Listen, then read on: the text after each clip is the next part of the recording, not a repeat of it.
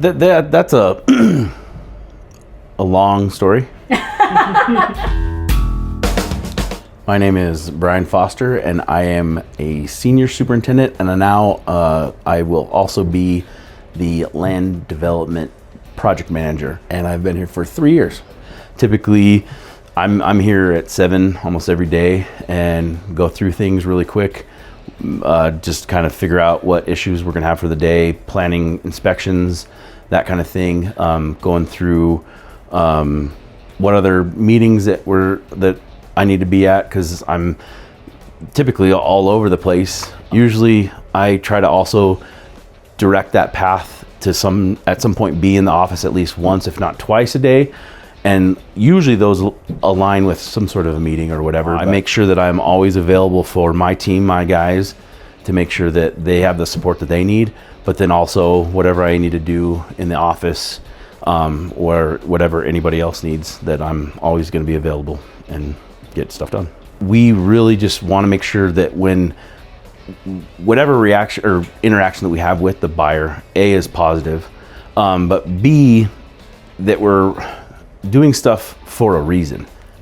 Brian, outside of work right now, I would say 90% of that is kids related. I have three boys, and that's probably like any time outside of work is usually either taking them to sports or whatever, band concerts. We also do a lot together as far as, honestly, we play a lot of video games together. We've really connected. Even my 6-year-old, which if you could have told me 20 years ago that I would have been playing, and not that Fortnite existed 20 years ago, but that I would be playing Fortnite with a 6-year-old, I would have thought that's silly. We have a nice little lake by our house that we go fishing at, and there's nothing really to catch other than little bluegill. I had 2 paper routes growing up.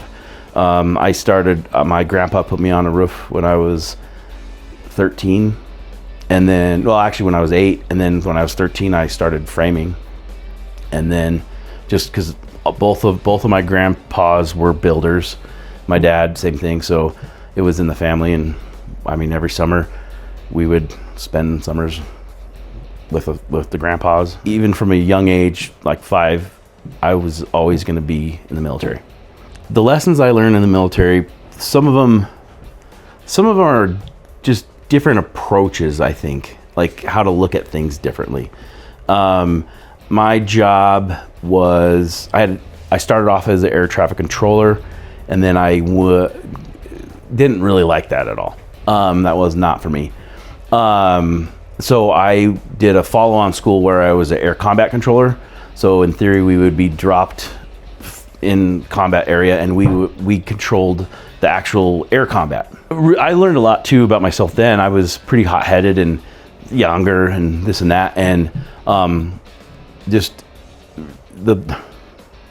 this phrase, nobody died today, like that was legit.